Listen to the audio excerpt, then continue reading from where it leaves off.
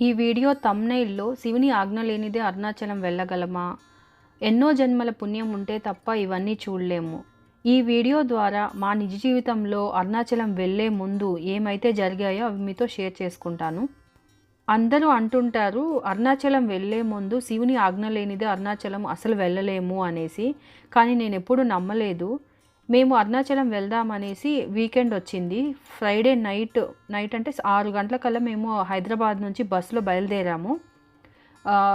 Around 10:30 అలా అయ్యేసరికి శంషాబాదు దాటాము అంతేను. అక్కడ బస్సు ఆగిపోయింది. ఇంకా బస్ డ్రైవరు, క్లీనరు రిపేర్ చేయడం స్టార్ట్ చేశారు. ఇంకా ఓనర్‌కి కూడా ఇన్ఫార్మ్ చేశారు. ఓనర్ కూడా వేరే మెకానిక్స్ వాళ్ళని పంపించారు. ఇంకా బస్సులో వాళ్ళందరూ ఆల్మోస్ట్ 2-3 అవర్స్ వెయిట్ చేశారు. అయినా కానీ ఇంకా రిపేర్ అయితే ఏమీ అంటే అవ్వలేదు. బస్ కండిషన్ అయితే అలాగే ఉంది.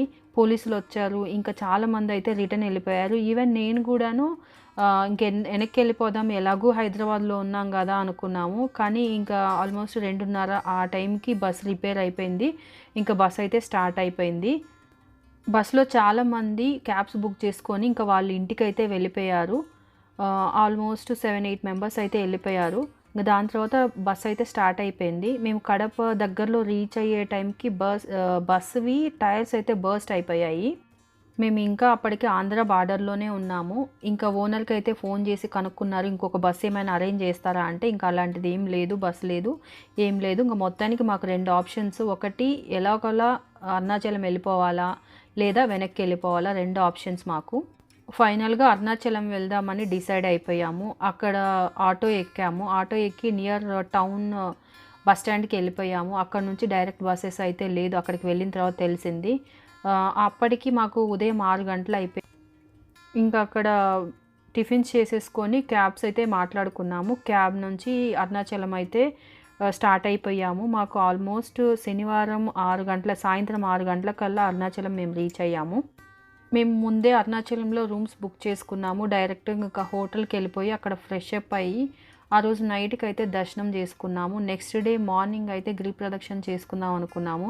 దర్శనం అయిన తర్వాత అయితే మాకు చాలా హ్యాపీగా అనిపించింది. ఇన్ని ఆటంకాలు పడినా ఫైనల్గా దర్శనం అయిన తర్వాత మేము చాలా హ్యాపీ. సో ఇక్కడ నేను ఈ వీడియో ద్వారా చెప్పేది ఏంటి అంటే అరుణాచలం వెళ్ళాలంటే శివుని ఆజ్ఞ ఖచ్చితంగా ఉండాలి. ఉంటే మాత్రమే మనం దర్శనం చేసుకోగలము.